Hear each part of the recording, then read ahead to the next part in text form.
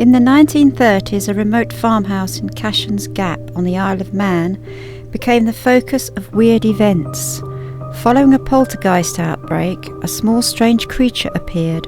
The Irving family, who owned the house, heard the animal speak. It claimed to be a mongoose called Jeff, who had been born in India in 1852. Jeff haunted the family for almost a decade and became world famous. He was even mentioned in the British Parliament. Although the house at Cashan's Gap was demolished in 1971, Jeff remains a Fortean icon to this day. Hello again, ladies and gentlemen, boys and girls. It's me, Barry Tadcaster, back again. And this is my old mate, Jeff the Talking Mongoose. I'm an eighth wonder of the world, me. Thou shalt never know what I am. I already know what you are, you're a talking mongoose. Oh, that's by the by, I was born in New Delhi in 1852. Hey, well, you've aged quite well, ain't you, mate? Oh yes, oh yes. Hello there, it's time for another episode of On the Track Extra, and I'm here with my friend Jeff the Talking Mongoose. If you saw me, you'd be petrified, mummified, a pillar of salt. So, Jeff, what's happening this week? This week we're going to be visiting the inside of a crab with Rip Van Winkle and the Patter Cake Man. They really like the credits.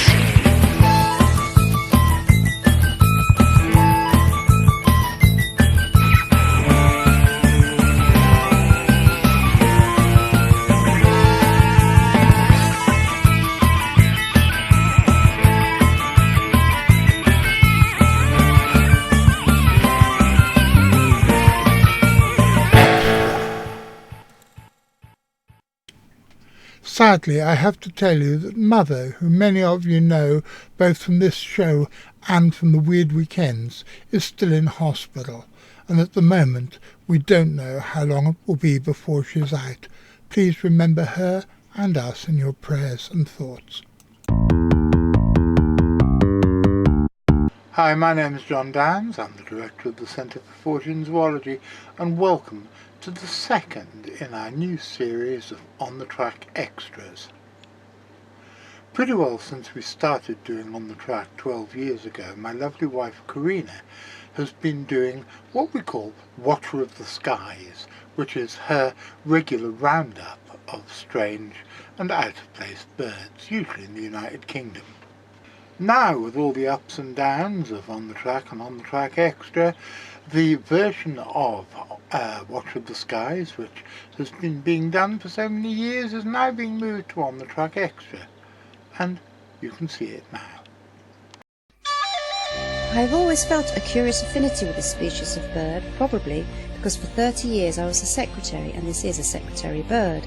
A highly specialised ground-dwelling bird of prey from an older family than the other Old World raptors. It is native to sub-Saharan Africa and is sadly non-migratory, so will never be a natural visitor to these shores. But I think you'd be surprised quite how many completely unexpected avian visitors Britain does have, and that's what this segment of On the Track is all about. Bernard Heuvelmans himself said that cryptozoology wasn't the study of monsters, but the study of unexpected animals, and in the UK what could be more unexpected than vultures, spoonbills and albatrosses? Yes, even the kings of the Southern Ocean have been seen in British waters. 2 species of albatross have been recorded in the UK in recent years. Not all of our feathered visitors are quite so spectacular, but nearly every day there is something exciting to greet the Watcher of the Skies. Hello everybody. Hello. For the first time in 45 years, a black-winged stilt was spotted in Nottinghamshire in September. It was seen at Idle Valley Nature Reserve in Retford, in the north of the county. It breeds in marshes, shallow lakes and ponds. Some populations are migratory and move to the ocean coasts in winter. Those in warmer regions are generally resident or short-range vagrants. In Europe, the black-winged stilt is a regular spring overshoot. vagrant north of its normal range, occasionally remaining to breed in northern European countries. Pairs have successfully bred in Britain in 1987, and after a 27-year hiatus, 2 instances of successful breeding in southern England were in 2014. 13 young were fledged in southern England in 2017.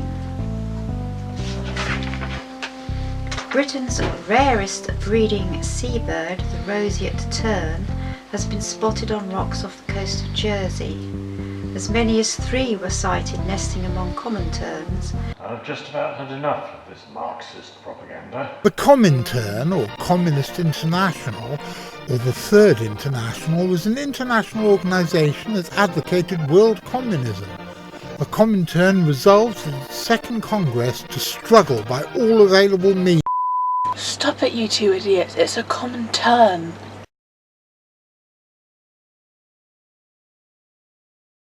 As many as 3 were sighted nesting among common terns at Lake Rahose, apparently is how it's pronounced, off the northeast coast of the island over the summer. The bird is red listed and only 4 colonies remain in Europe, nesting in sites in England, Southern Ireland, Brittany, and were the last birds to complete the 3,500-mile trip from West Africa. The area has been a common nesting site for common terns. However, the nesting seabirds have faced pressure from an increase in tourism in the area, with hundreds of visitors from France and Jersey visiting the site every day during the summer. Around 80 nests were recorded in 2019, but some of the birds did not breed as successfully, which was most likely due to human disturbance, or orange cat disturbance even. A very rare bird made an appearance at the RSPB Lodmore Nature Reserve in Weymouth during an announcement about future plans, in the shape of a long-billed dowager from America. The bird's breeding habitat is wet tundra in the far north of North America and eastern Siberia, and they nest on the ground, usually near water. They migrate to the southern United States and as far south as Central America. Long-billed dowager is a rare but regular visitor to Western Europe, and some individuals staying for long periods. These birds forage by probing in shallow water on wet mud. They eat mainly insects, mollusks, crustaceans and marine worms, but also eat some plant material. They are more likely to be seen near fresh water than the short-billed dowager. Significant habitat works at the reserve are in the pipeline to rejuvenate the reed bed and enhance the salt marsh, and one of the aims is to provide stopping spots for migrating birds to feed during their journeys. Work on the Lodmore reed bed started in September and will see a divide between the top and lower beds to maintain different water levels. Right, now we have to brace ourselves. Never before seen in the UK, not 1 but 2 brown boobies have been sighted in Cornwall. Right, that's when you braced yourself. You said that on purpose, didn't you? What, brace yourselves? Yes. Yes, I should have added something about keeping abreast of the situation, I suppose, shouldn't I? No, that would have just made a tit of yourself. And naturist beaches and all that kind of thing. One was seen on the Lizard Peninsula and the other in St Ives Bay. Their plumage suggests they are of different ages, hence the belief of them being 2 separate birds. The brown booby is a tropical bird similar to a gannet and breeds on islands and coasts in the pan-tropical areas of the Atlantic and Pacific Oceans. They frequent the breeding grounds of the islands in the Gulf of Mexico and the Caribbean Sea and winter at sea over a wider area. Their arrival here is assumed to have been caused by them having been blown off course. Mermaid Pleasure Trips in the Penzance posted on Facebook that the first record of the species in Britain was in Carbis Bay back at the end of August, and then was seen feeding with gannets and shags off Godrevy Lighthouse. So shags and boobies in the same story? Yes. You knew that was going to happen. It's your idea of heaven, isn't it, dear? It would have been better if this had all taken place in Spain, in Italy. Why is that then? Because it could have all taken place near Naples. Naples. Oh God, there's nobody Anyway, nobody can I understands. finish? Does no one understand sophisticated wordplay here? Can I finish? Yes, dear.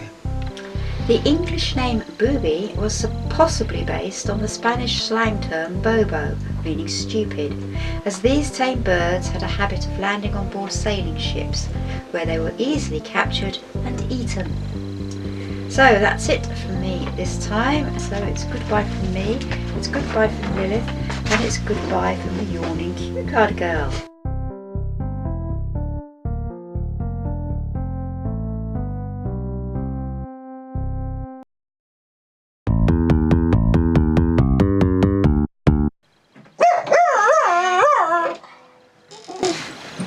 There's something really weird going on in there. Hi, Charlotte.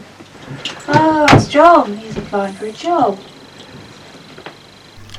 Your Majesty, I too went to a public school where I learnt very little. I too know nothing about economics. I too have a stupid haircut, and I too am prepared to admit in public that when I was younger I took a lot of recreational drugs. I think therefore that I am highly qualified to be your next Prime Minister. It always amazes me how people who claim to be researchers, particularly cryptozoological researchers, can say that they don't have a library, they don't have a collection of books on the subject, because to me the most important tool in a researcher's arsenal is his library. And so Richard and I are going to go through one at a time and almost at random books taken from the CFZ library so we can recommend or otherwise. Okay, well, it seems that the obvious one to start with is On the Track of Unknown Animals by Bernard Heuvelmans. Well, to be quite honest, if you don't have a copy of this, it's a bit like somebody who claims to be a vicar and doesn't have a copy of the Bible, or somebody who claims to be a mechanic and doesn't have any of the Haynes workshop manuals. Richard, you start off. Well, I found this book very hard to come by because until it was reprinted, it was a very rare tome, and in the days before the internet, I had to trawl second-hand bookshops, and I found the abridged version, and then a few weeks later, funnily enough, like buses, they all come along at once, I found the original version. It's a thick, very well researched book. I found it absolutely fascinating. A lot of the stuff in it now we know to be erroneous, not all of it, but a certain amount we know to be erroneous, probably due to the time it was written. But without this book, none of us would be here being cryptozoologists. What bits were erroneous, Rich? Bits like the Machelium bembe, the supposed Congo dinosaur, this long-necked swamp-dwelling beast from the Congo. We now know that sauropod dinosaurs walked around on land like elephants or giraffes. They didn't live habitually buoyed up in water, as the Machelium bembe seems to do. So if the Machelium bembe exists, it may be a huge semi-aquatic monitor lizard rather than a sauropod dinosaur. This book has always been one of my greatest inspirations. As some of you know, I'm a musician as well as a cryptozoologist, and the first track on my first ever album started off with a quote from Heuvelmans that the great days of zoology are not done.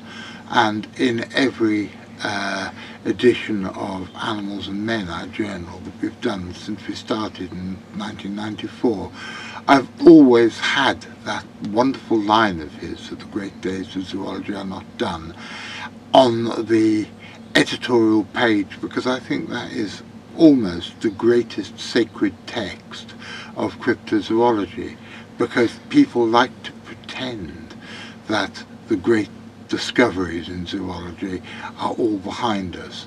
And indeed, in the late 19th century, one of the then most eminent zoologist Baron Georges Cuvier said something to the effect of that there are no great animals left to discover.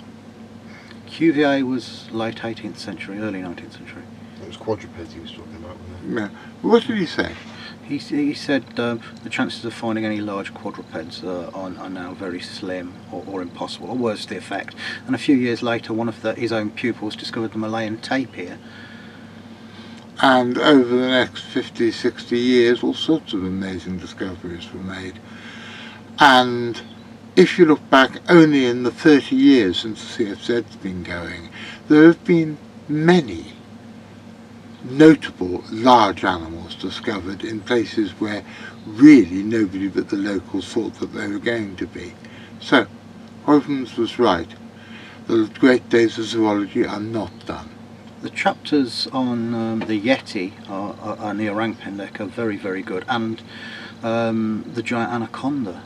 And it's interesting that this book was written before Sasquatch or Bigfoot was really well known by the public, so that it's more or less omitted from the book because it wasn't in the public eye at that time.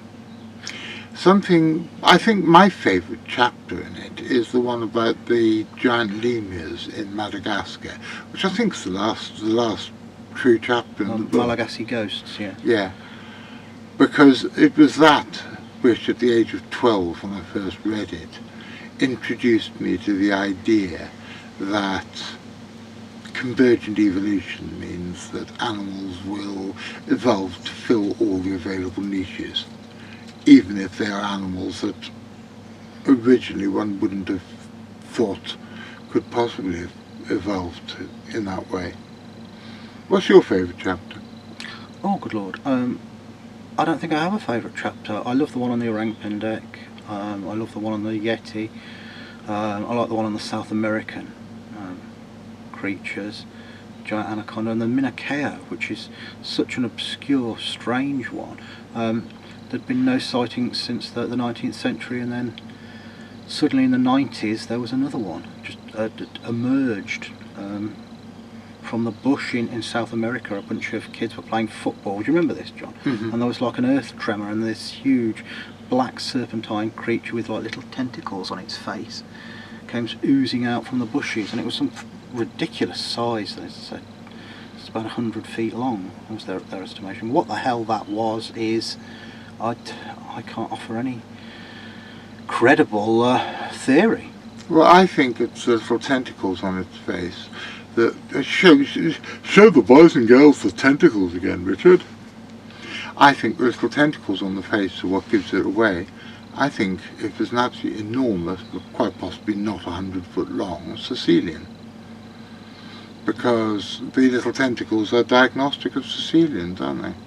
Yes, they do have them, and things like the tentacled snake has them as well, and catfish have these barbels on their faces. It's just such a strange creature, and nobody's done any real research into it. I think the most important thing about this book, On the Track of Unknown Animals, is that even though bits of it are out of date, and like you said, some subjects are just not covered either at all or in any depth, because back in the 1950s when the book was written they weren't a thing. I think one of the most important thing about it is that it lays down the framework for what cryptozoological research should be. It is like the Bible. If you want to support us and help us make more content like these, please press like, subscribe, follow our Facebook page and check out our Patreon.